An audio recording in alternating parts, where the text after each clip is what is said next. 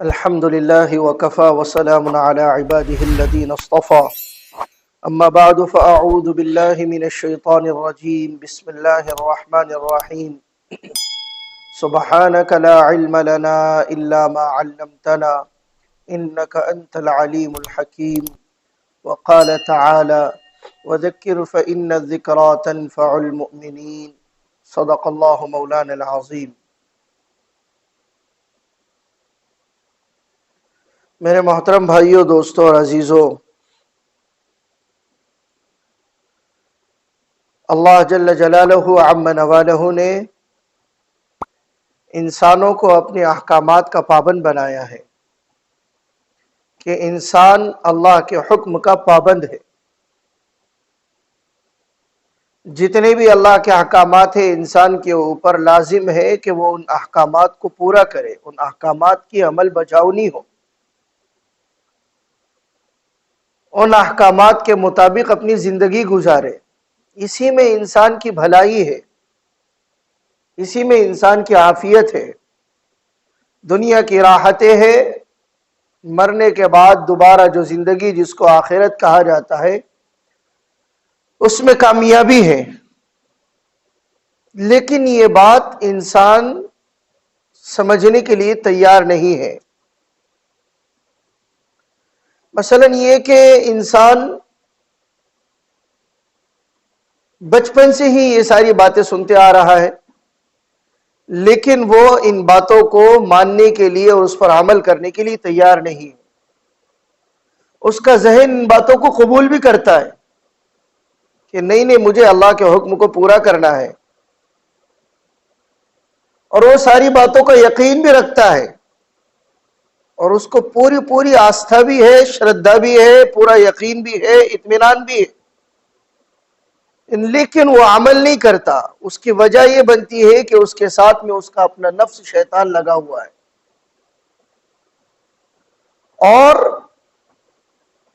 وہ غفلت کی زندگی گزارنا چاہتا ہے کہ میں جس زندگی کو گزار رہا ہوں وہ زندگی ایسی ہو جس میں میرے اپنے اعتبار سے راحت ہو۔ کس کے اعتبار سے؟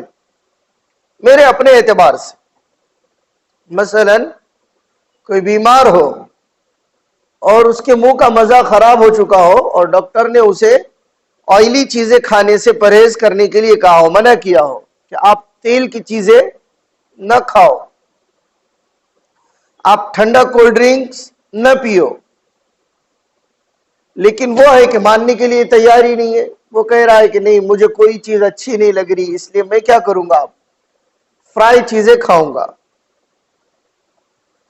میرے پیٹ میں گرمی ہے، گرماہٹ ہے، اس لیے میں اب ٹھنڈا پینا میرا دل چاہ رہا ہے، اس لیے میں کیا کروں گا، مجھے ٹھنڈا پینا ہے، مجھے ٹھنڈا چاہیے، ٹھنڈی چیزیں چاہیے، جبکہ ڈاکٹر نے اسے کیا کیا ہوا ہے، منع کیا ہوا ہے۔ ایسی ہی اللہ پاک، اچھا اس کی راحت ڈاکٹر کے نزدیک ایک الگ راحت ہے، اور وہ اپنے ذہن میں اپنے لیے الگ راحت محسوس کر رہا ہے، الگ راحت سوچ رہا ہے۔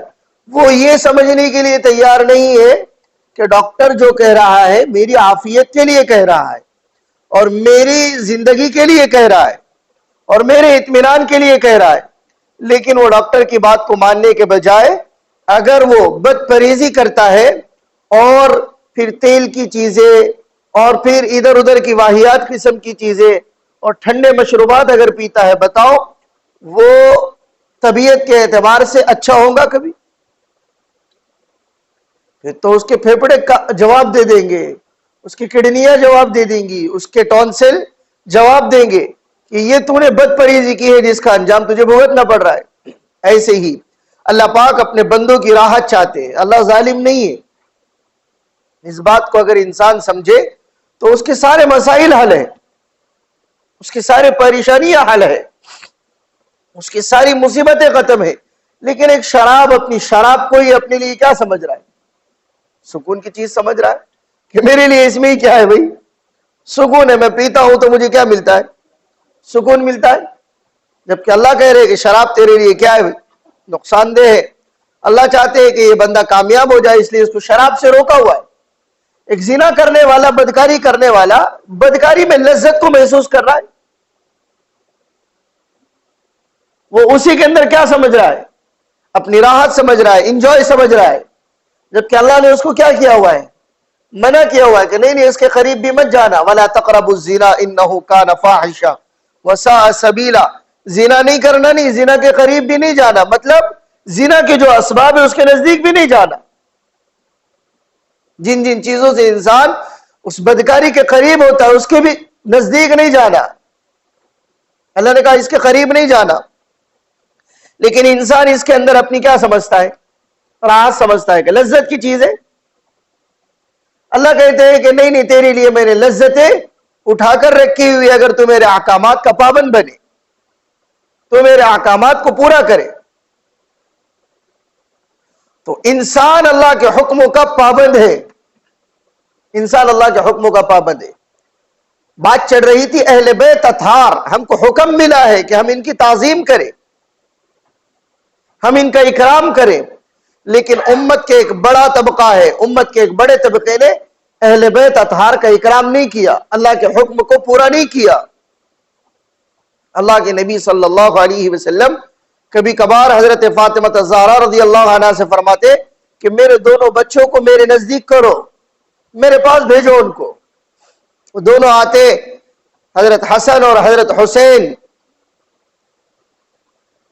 رضی اللہ عنہما، تو اللہ کے نبی صلی اللہ علیہ وسلم ان کو اپنے سینے سے لگاتے اور ان کو سونگتے باضابطہ. اللہ کے نبی صلی اللہ علیہ وسلم کیا کرتے؟ سونگتے، ان کی خوشبو لیتے اور کہتے کہ مجھے ان کے بدن سے خوشبو آتی ہے، اور پھر کہتے یہ میرے دنیا کے پھول ہے پھول. یہ ساری چیزیں امت میں سے نکل ہی گئی. امت ایک عجیب دو رائے کے اوپر کھڑی ہوئی ہے. امت نے اس کو دین سمجھا ہوا ہے جس کو یہ دین سمجھنا چاہتی ہے. امت اسی کو دین سمجھ رہی ہے جو ان کے ذہنوں میں کیا ہے؟ دین ہے. باقی اس کے علاوہ دین نہیں ہے. العیاذ باللہ. اسی کو دین سمجھا جا رہا ہے جس کو امت دین سمجھنا چاہتی ہے، جو ان کی اپنی سمجھ کا ہے.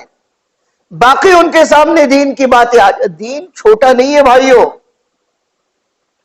دین محدود نہیں ہے،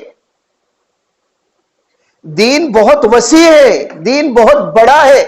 اس کے اندر یہ نماز، یہ روزہ، یہ زکوٰۃ، یہ تلاوت، یہ تسبیح، یہ ذکر اور یہ اذکار اور یہ دین کے موٹے موٹے کام جو ہمارے اپنے سامنے آتے ہیں، یہ تو دین کا ایک حصہ ہے. دین کا کیا ہے؟ حصہ ہے.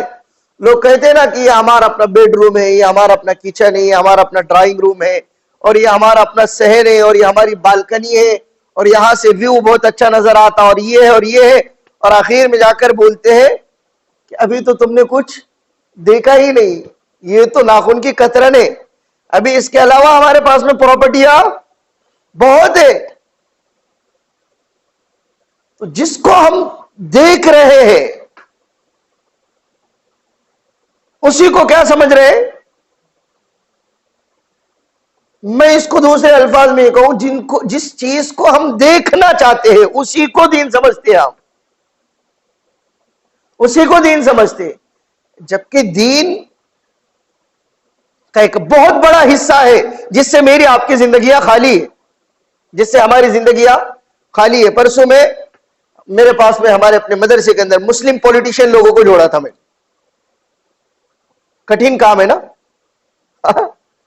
بے لگام گھوڑے پر اپنے آپ کو بٹھانا ہے کہ پتہ نہیں کہاں پر لے جا کر یہ کیا کرے گا، پٹخی دے دے گا. سارے لوگوں کو بلایا، بی جے پی کے بھی، کانگریس کے بھی، راشٹروادی کے بھی، شندے گٹ کے بھی، سینا گٹ کے بھی، اس کے علاوہ یم آئی ایم کے بھی، اس کے علاوہ ٹیپو سلطان کے بھی، اور ونچت کے بھی، راشٹروادی کے بھی. یہ سب لوگوں میں سے میں نے کچھ چنندہ لوگوں کو، منتخب لوگوں کو، سب کو نہیں، منتخب لوگوں کو، کوشش یہ کیا کہ اس کے اندر سارے پکش کے لوگ آ جائیں. تو میں نے ان سے یہی کہا کہ دین اسلام کا ایک نام تو اسلام ہے، ٹھیک ہے، یہ سب کو پتا ہے کہ ہم جس دین کے ماننے والے اس دین کا نام کیا ہے؟ دین اسلام. ہم کاغذی کاروائی پوری کرتے ہیں، فارمیلٹی پوری کرتے ہیں، تو اس میں ذات میں لکھتے ہیں مسلمان. ٹھیک ہے، ذات میں کیا لکھتے ہیں؟ مسلمان یا پھر مسلم. لیکن جب ریلیجن کی باری آتی ہے، وہ کھانا آتا ہے اور مذہب کا جو کھانا آتا ہے، تو اس میں ہم کیا لکھتے ہیں؟ کیا لکھتے ہیں اس میں؟ اسلام. اس میں لکھتے ہیں اسلام. یہی ہوتا ہے. بہت سارے لوگ غفلت کے اندر یا لا علمی میں، بے شعوری میں ریلیجن کے کالم میں بھی مسلم لکھ دیتے ہیں. کیا کر دیتے ہیں؟ مسلم. جبکہ مسلم ہونا اور مسلمان ہونا یہ کیا ہے؟ یہ ذات ہے. اور دھرم کے کھانے میں، مذہب اور ریلیجن کے کھانے میں تو ہم کو ہمارے اپنے دین کا کیا لکھنا ہے؟ اس میں نام لکھنا ہے دین اسلام. یہ ہمارے اپنے دین کا نام ہے، دین اسلام. اسلام. اچھا، ہر چیز کے دو نام ہوتے ہیں. دو نام ہوتے ہیں. ہر آدمی کے دو نام ہوتے ہیں. اس لیے اب اگر آپ لوگ نیٹ کے اوپر بینک کا سسٹم چلا رہے ہیں، نیٹ بینکنگ جسے کہتے ہیں، تو وہاں پر فارمیلٹی پورا کرنے کے لیے آپ کا ایک تو فل نیم آتا ہے اور نیچے آتا ہے نک نیم. کیا آتا ہے؟ نک نیم. صحیح ہے، چھوٹا نام. آپ کا چھوٹا نام کیا ہے؟ تو آپ کو وہ پورا کرنا پڑتا ہے. کوئی اگر محمد فلا فلا لکھ رہا ہے تو وہ نیچے صرف کیا لکھے؟ محمد لکھے یا صرف اپنا نام لکھے؟ نک نیم. تو ایسے ہی ہمارے اپنے دین کا جا دین اسلام نام ہے، اس کا ایک دوسرا بھی نام ہے. میں نے ان سے کہا کہ آپ کو پتا ہے وہ دوسرا نام کیا ہے؟ میں نے جن لوگوں کو جوڑا ان سے میں نے پوچھا کہ آپ کو پتا ہے کہ اس دین کا دوسرا نام کیا ہے؟ تو وہ ایک دوسرے کو تاکنے لگے، کہنے لگے ہمیں تو نہیں پتا اس کا دوسرا نام کیا ہے. تو پھر میں نے عرض کیا کہ اس دین اسلام کا دوسرا نام دین سیاست ہے. کیا ہے؟ دین سیاست ہے. اچھا، میں نے کہا آپ کو نہیں معلوم ہونے کی ایک وجہ ہے. وجہ یہ ہے کہ ہم اس کو دین سمجھتے ہیں جس کو صرف اور صرف ہم دین سمجھنا چاہتے ہیں. مثلا نماز کو ہم دین اس لیے سمجھتے ہیں کہ نماز کو ہم دین سمجھنا چاہتے ہیں. ورنہ ایک بڑا طبقہ ہے اس امت کا جو اپنے آپ کو مسلمان کہلاتا ہے اور وہ کہتا ہے کہ نماز دل سے پڑھی جاتی ہے، جسم سے نہیں. یہ بھی آپ کے علم میں کر دوں، مسلمانوں میں ایک طبقہ ایسا ہے جو کیا کہتا ہے؟ نماز کہاں سے ہوتی ہے؟ دل سے ہوتی ہے. یہ جو آپ کرتے ہیں ہاتھ باندھنا اور قیام کی حالت اور رکوع کی حالت، اور پھر رکوع سے اٹھنے کے بعد میں آپ کیا کر رہے ہیں؟ قوما کر رہے ہیں اور سجدہ کر رہے ہیں اور دونوں سجدوں کے درمیان میں جلسہ کر رہے ہیں اور تشہد میں بیٹھ رہے ہیں اور سلام پھیر رہے. یہ ساری سچویشن اور یہ ساری کیفیت نماز نہیں ہے. وہ کہتے ہیں کہ نماز کہاں ہوتی ہے؟ بولو نا، دل میں. اسی طریقے سے پردہ. کیا؟ پردہ. تو مسلمانوں کی ایک بہت بڑی جماعت ہے کہ وہ کہتی ہے کہ پردہ ہماری اپنی نظروں کا ہوتا ہے. کس کا ہوتا ہے؟ کس کا ہوتا ہے؟ نظروں کا ہوتا ہے. اس لیے حجاب کی ضرورت نہیں، برقعے کی ضرورت نہیں، دستانوں کی ضرورت نہیں، اور پیر کے موزوں کی اور جرابوں کی ضرورت نہیں ہے.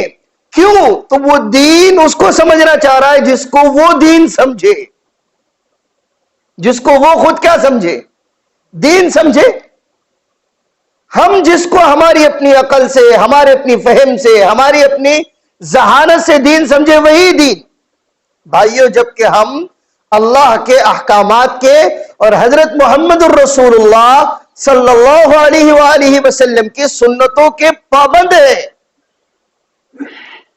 ہم ہماری اپنی عقل سے ایک انچ آگے بھی نہیں جا سکتے اور ایک انچ پیچھے بھی نہیں ہٹ سکتے. تو دین ایک بڑا دین ہے ہمارا. قیامت تک آنے والے مسائل اور قیامت تک آنے والے حالات اور قیامت تک پیش آنے والے واقعات اور قیامت تک زندگی کیسے گزارنا ہے، ان ساری زندگیوں کو گزارنے کا طور اور طریقہ اور انداز اور اسلوب یہ دین محمدی کے اندر رکھا ہوا ہے. کس میں رکھا ہوا ہے؟ دین محمدی کے اندر رکھا ہوا ہے. اس لیے میں آسان مثال میں سمجھاؤں آپ کو. میں نے ان سے یہ عرض کیا کہ میں نے کہا کہ سیاست، راجنیتی اور پولیٹکس، آپ اس کو دین کا حصہ سمجھتے کہ نہیں سمجھتے؟ کہا کہ نہیں سمجھتے. کیوں نہیں سمجھتے؟ ہمیں پتہ ہی نہیں یہ بھی دین ہے. میں نے کہا مسلمان اس زمین کے اوپر اللہ کا کیا ہے؟ خلیفہ ہے، اللہ کا نائب ہے. اللہ کا کیا ہے؟ بات تھوڑا سا سمجھو. مسلمان اس زمین کے اوپر اللہ کا کیا ہے؟ خلیفہ ہے، نائب ہے. اور خلیفہ اور نائب اس لیے بھیجا گیا ہے اس زمین کے اوپر بنا کر کہ وہ اس زمین کے اوپر حکمرانی کرے. کیا کرے؟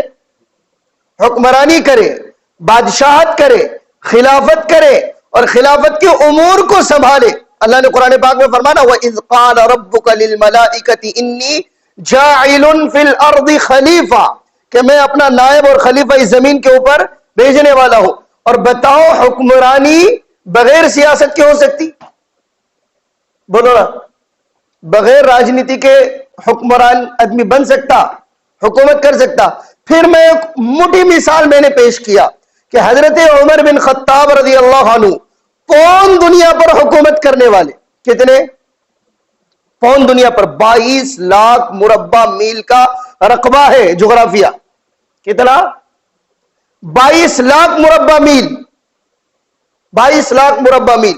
تو بتاؤ یہ حکومت 22 لاکھ مربع میل کے اوپر بغیر راجنیتی کے ہو سکتی؟ ارے بولو عقل اس کو سمجھ سکتی کہ کسی نے سیاست نہیں کیا اور 22 لاکھ مربع میل کے اوپر حکومت کیا؟ یہ ہو سکتا؟ حضرت ابوبکر صدیق، میں آپ کو سناؤں، میں کل پڑھ رہا تھا یوم جمہوریہ کے موقع سے. کل ہمارا اپنا 26 جنوری کا دن گزرا، ریپبلک ڈے. تو اس میں ہمارے اپنے ملک کے جو مہاتما گاندھی گزرے ہیں، میں نے ان کا اسٹیٹمنٹ پڑھا. انہوں نے کہا کہ سب سے پہلے اس آزاد بھارت کے اندر جو پارٹی برسر اقتدار آئی اور حکومت پر آئی وہ کانگریس تھی. وہ کون سی تھی؟ کانگریس تھی. تو انہوں نے اپنے کانگریس پارٹیوں کے کارکنان کو اور ان کے اپنے وزیروں کو اور منتریوں کو اور صلاحکاروں کو مشورہ دینے کے لیے کہا کہ میں تمہیں حکومت میں رہتے ہوئے سادگی والی زندگی گزارنے کی ترغیب دیتا ہوں. کون سی زندگی؟ سادگی والی زندگی اور سیدھی سادی زندگی گزارنے کی ترغیب دیتا ہوں. اور اس کے لیے دلیل کے طور پر اور ریفرنس کے طور پر پیش کرنے کے لیے میرے پاس میں کوئی لوگ نہیں ہے سوائے حضرت ابوبکر اور عمر کے.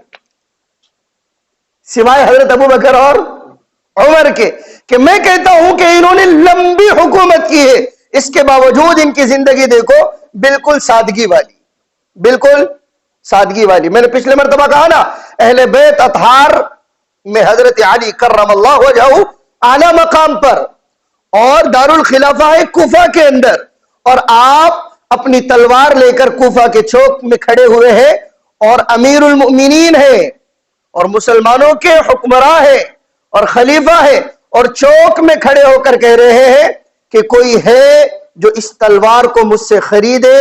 یہ تلوار اتنی فضیلتوں والی ہے کہ میں نے اس سے کئی جنگیں لڑی ہے اور کئی جنگوں میں یہ تلوار حضور اکرم صلی اللہ علیہ وسلم کی صحبت اختیار کر چکی ہے. اس کی فضیلت ہے.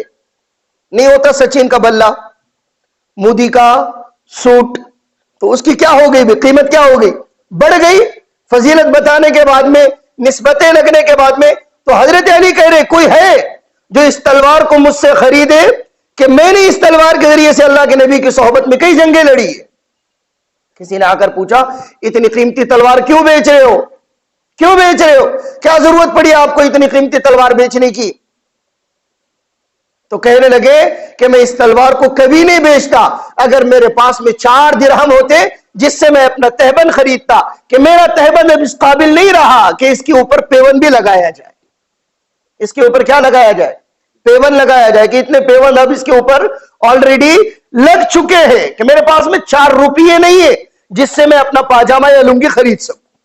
امیر المومنین ہے، سادگی والی زندگی، سادگی والی زندگی. لیکن ہم سمجھنے کے لیے تیار نہیں ہیں. دین بڑا ہے دین، تو دین کے اندر اہل بیت اطہار اکرام کا ایک خاص اور مستقل مقام ہے، مستقل مقام ہے۔ بات چل رہی تھی سیدنا حضرت حسن رضی اللہ عنہ ارضاہ کی۔ حضرت حسن بڑی صفات کے مالک اور بڑی سخاوت کے مالک، اتنی سخاوت کہ ایک مرتبہ گزر رہے تھے، باغ کے اندر دیکھا کہ ایک آدمی ہے، وہ روٹی کھا رہا ہے، اور روٹی کھاتے ہوئے اس کے پاس میں بس 2 ہی روٹی ہے، تو ایک کتا اس کے سامنے بیٹھا ہوا ہے۔ حضرت حسن بھی اس کے بازو میں جا کر بیٹھ گئے۔ حضرت حسن نے دیکھا کہ وہ آدمی ایک روٹی کا لقمہ خود کھاتا اور ایک روٹی کا لقمہ کتے کے سامنے ڈال دیتا۔ ایسا یہ ہوا کہ آدھی روٹی کتے کی قسمت میں چلی گئی اور آدھی روٹی اس نے کھا لیا۔ کہنے لگے جب فارغ ہو گئے، ارے بھائی کیا ہوا، کیوں ایسا کیا آپ نے، آپ ہو کون؟ کہنے لگا کہ میں اس باغ کے اندر خدمت کرتا ہوں، میں یہاں کا مالی ہوں اور میں غلام ہوں، میرا آقا کوئی اور ہے۔ کہنے لگا آپ نے یہ کتے کو روٹی کیوں ڈالی؟ وہ غلام کہنے لگا مجھے حیا آئی کہ ایک کتا میرے پاس میں آئے اور وہ اپنی زبان باہر نکال کر مجھ سے التجا کرے، اور میں اس بے زبان جانور کے سامنے کیا کروں بھائی، اپنا پیٹ بھروں اور اسے بھوکا رکھوں، مجھے شرم آئی اس بات سے، مجھے شرم آئی اس بات سے۔ تو حضرت حسن کہنے لگے بڑا سخی آدمی ہے، غلام ہے، لیکن صفات کا کیا ہے، مالک ہے، صفات سے بھرا ہوا ہے۔ کہنے لگے تیرا مالک کون ہے؟ کہ فلاں ابن فلاں۔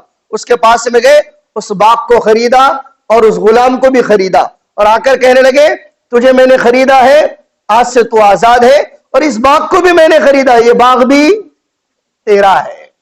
حضرت حسن رضی اللہ عنہ کی سخاوت، ان کو لگا کہ سخاوت کا مظاہرہ ایسے لوگوں پر کرنا چاہیے، نہ کہ ایسے لوگوں کے اوپر جو لولے اور لنگڑے نہیں ہیں، اس کے باوجود اپنے آپ کو کیا بنا دیتے ہیں، لوڑے لنگڑے بنا دیتے ہیں، جو اندھے نہیں ہیں اس کے باوجود اپنے آپ کو کیا بنا دیتے ہیں، اندھے بنا دیتے ہیں، اور بالکل راج ٹپکاتے ہیں اور لوگوں کے سامنے ہاتھ پھیلاتے ہیں اور بہروپیے بنتے ہیں اور بھیس بدل کر لوگوں کے سامنے کیا کرتے ہیں، بھیک مانگتے ہیں، اور ہم بھی ان کے اوپر کیا کرتے ہیں، ہمارے اپنے مال کا مظاہرہ کرتے ہیں، اور ان کو مانگنے سے شرم نہیں آتی۔ اللہ کے نبی صلی اللہ علیہ وسلم نے فرمایا جو بغیر ضرورت کے کسی کے سامنے ہاتھ پھیلاتا ہے، بغیر محتاجی کے کسی سے بھیک مانگتا ہے، قیامت کے دن اللہ کے سامنے اس حالت میں آئے گا کہ اس کے ہاتھوں سے گوشت ٹپک رہا ہوگا۔ کیا ٹپک رہا ہوگا؟ گوشت ٹپک رہا ہوگا کہ اس نے اللہ کو چھوڑ کر، اپنے خالق کو چھوڑ کر مخلوق کے سامنے ہاتھ پھیلایا تھا کہ میری ضرورت کو پورا کرو۔ وہ سخاوت کا مظاہرہ اسی لوگوں پر کیا کرتے تھے، ایسے لوگوں پر کیا کرتے تھے۔ حضرت حسن رضی اللہ عنہ کی سخاوت مشہور ہے۔ ایک مرتبہ مسجد نبوی میں بیٹھے ہوئے تھے، ایک غریب آدمی آ کہنے لگا سیدہ فاطمہ رضی اللہ عنہ کے صاحبزادے میں مجبور ہوں، میری مدد کر دیجئے۔ کہنے لگے تھوڑی دیر بیٹھو، کوئی انتظام تمہارے لیے ہو جائے گا۔ تو 3000 دینار آئے۔ کتنے؟ 3000 دینار، آج لاکھوں میں ہے۔ 3000 دینار آئے تو کہنے لگے یہ لے لو، یہ لے لو۔ وہ سوچ رہا تھا کہ مجھے 2-5 بھی دینار مل جائے تو میرا کام بن جائے گا۔ تو 3000 دینار اس کو ملے تو وہ خوشی سے جھوم اٹھا، خوب دعائیں دینے لگا کہ اللہ تمہارا بھلا کرے اور اللہ تمہارے تقوی کے اندر برکت عطا فرمائے اور تمہارے درجات بلند کرے۔ حضرت حسن کہنے لگے مجھے افسوس ہو رہا ہے کہ 3000 دینار کے لیے مجھے تمہیں اتنا انتظار کروانا پڑا، اتنا انتظار کروانا پڑا۔ اگر مجھے واقعیتاً پتا ہوتا کہ 3000 ہی آنے والے ہیں تو میں تو کب کے دے کے تمہیں کیا کر دیتا، فارغ کر دیتا، میں تمہیں اس طریقے سے انتظار نہ کرواتا۔ حضرت حسن رضی اللہ عنہ کی سخاوت مشہور سخاوت ہے، اتنی سخاوت ہے کہ آپ کو حضرت معاویہ رضی اللہ عنہ نے 10,000 درہم بھیجے۔ کتنے؟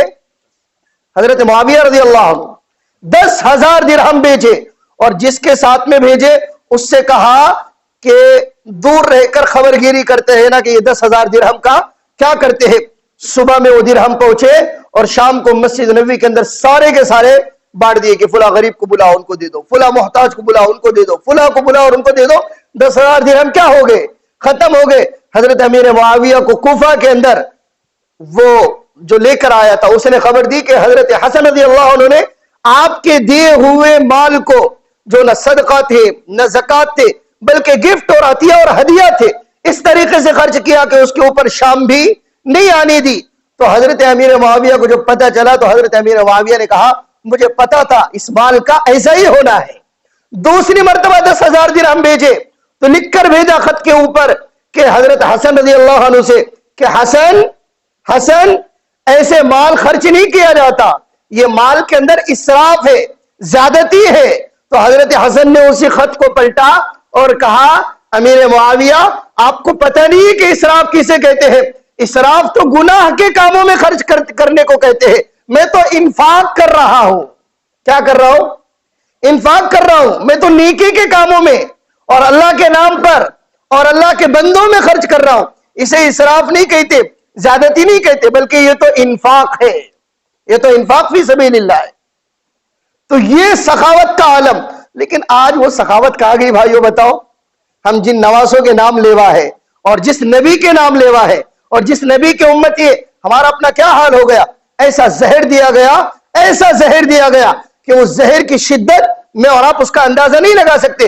آپ کو بار بار قضاء حاجت, بار بار اتنا ہوا کہ تاریخ کے کتابوں کے اندر لکھا ہوا ہے کہ آپ کے کمر کے نیچے کٹورا اور پیالہ رکھا گیا اور وہ پیالہ نکالا جاتا اور دوسرا رکھا جاتا, دوسرا نکالا جاتا اور تیسرا. یہ کس کے ساتھ ہو رہا ہے؟ یہ کس کے ساتھ ہو رہا ہے؟ اللہ کے نبی کے نواسے ہیں, نواسے مصطفیٰ, نواسے رسول صلی اللہ علیہ وسلم. زہر کی شدت ایسی, بار بار زہر دیا گیا آپ کو, اور آخری زہر تو ایسا تھا کہ آپ کی پوری اتڑیاں کٹ چکی تھی اندر سے. حضرت حسن رضی اللہ عنہ کی اس امت نے نبی کے نوازوں کے ساتھ بھی یہ سلوک کیا ہوا ہے. نبی کے نوازوں کے ساتھ میں اتنی قضاء حاجت کہ یہ سلسلہ 40 دنوں تک چلتا رہا. 40 دنوں تک آپ نے یہ تکلیف برداشت کی, 40 دنوں تک. 46 سال کی آپ کی عمر ہوئی, آخری وقت تھا تو حضرت حسین نزدیک آئے, کہنے لگے بڑے بھائی آپ کو جس نے زہر دیا ہے مجھے اس کا نام بتاؤ, میں اسے قتل کر دوں گا, میں اسے قتل کر دوں گا. کہنے لگے مجھے شک ہے ایک آدمی کے اوپر. کیا ہے؟ شک ہے, شک. اگر وہی ہے تو اللہ بہترین انتقام اور بدلہ لینے والے.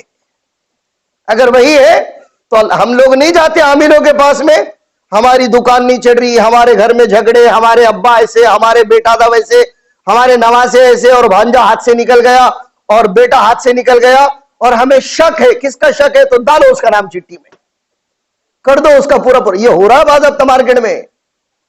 کیا کرو اس کو؟ وہ چٹھی لی جا کے قبرستان کے اندر فلا اپنا کونے کے اندر ایک پتھر کے نیچے اس کو کیا کر دو؟ دبا دو. جیسا جیسا وہ دبیں گی اس کو ایسا لگے گا میرا گلہ کوئی تو بھی دبا رہا. کہا کہ یہ نیمو ہے, اس کو کاٹ کے فلا کے گھر کے سامنے پھینک دو جس کے اوپر آپ کو کیا ہے؟ بولو نا, شک ہے. شک. تم کو نہیں معلوم مل صاحب, ہمارے اوپر بہت جلتے ہو, ہمارے اوپر بہت اوٹتے ہو. شک کی بنیاد پر یہ امت ایک دوسرے کے گھروں کو برباد کر رہی ہے, کرنی کوٹالوں میں, جادو ٹولوں میں. یہ ہو رہا ہے یہ, اور ہم اور تم کر رہے ہیں. اس امت کا ایک بڑا طبقہ کر رہا ہے شک کی بنیاد پر. جبکہ حضرت حسن کو زہر اتنا خطرناک دیا گیا کہ آپ کی اتڑیاں کیا ہو گئی؟ کٹ گئی. اور وہ کہہ رہے کہ مجھے ایک آدمی پر شک ہے جس نے مجھے زہر دیا ہے. اگر وہی آدمی ہے تو اللہ بہترین انتقام لینے والا ہے. اگر وہ آدمی نہیں ہے تو اسے چھوڑ دو. میں نہیں چاہتا کہ میری وجہ سے کسی بے گناہ کا قتل ہو جائے, کسی بے گناہ کا قتل ہو جائے. معاف, عفو, درگزر, یہ نواسے رسول ہے, یہ سادات ہے, یہ اہل بیت اطہار ہے. اور ربیع الاول کے مہینے کے اندر حضرت حسن رضی اللہ عنہ 46 سال کی عمر کے اندر اس دنیا کو چھوڑ کر دار فانی سے دار بقا کی طرف چلے گئے. انا للہ و انا الیہ راجعون. حضرت حسین نے حضرت سعید بن العاص جو مدینہ کے گورنر تھے ان سے گزارش کی کہ آپ حضرت حسن رضی اللہ عنہ کی نماز جنازہ پڑھائیں. آپ نے نہیں پڑھائی, حضرت حسین رضی اللہ عنہ نے. سعید بن العاص سے کہا کہ آپ میرے بڑے بھائی حضرت حسن رضی اللہ عنہ کی کیا پڑھائے؟ نماز جنازہ پڑھائے. آپ کی اولاد بھی بہت کثیر تعداد میں, آپ کی بیویوں کی تعداد 10 سے زیادہ متجاوز ہے حضرت حسن رضی اللہ عنہ کی, الگ الگ اوقات میں. اتنا مجمع اور اتنا ہجوم آپ کی نماز جنازہ کے اندر اور آپ کے جنازے کے اندر شریک ہونے والوں کی تعداد اور مجمع کی کثیر تعداد اتنی کہ تاریخ کی کتابوں کے اندر لکھا ہوا تھا کہ کوئی اگر سوئی پھینکتا تو وہ سوئی زمین پر نہ گرتی، کسی آدمی کے سر کے اوپر گرتی۔ کتنی تعداد رہی ہوں گی مدینہ میں حضرت حسن رضی اللہ عنہ کی نماز جنازہ کے وقت میں۔ تو بھائیو یہ ہمارے اپنے اسلاف ہیں، ان کی زندگیوں کو لینا ہے، ان کا احترام، ان کا اکرام ہمارے اپنے دل دماغ میں، ہماری اپنی زندگیوں کے اندر ہم ان کو مشعل راہ بنائیں تو ہمارے لیے زندگی گزارنا آسان۔ ہم کسی اور کو فالو کر رہے ہیں، ہم کسی اور کی لائف سٹائل نقل کر رہے، کسی اور کی زندگی اپنانا چاہ رہے، جبکہ ہمارے لیے زندگیاں بھری پڑی ہے۔ ہم زندگیاں دیکھیں تو صحیح، اللہ سے دعا ہے کہ اللہ تعالیٰ ان بے ربط باتوں پر عمل کرنے کی توفیق عطا فرمائے۔ وآخر دعوانا ان الحمد للہ رب العالمین۔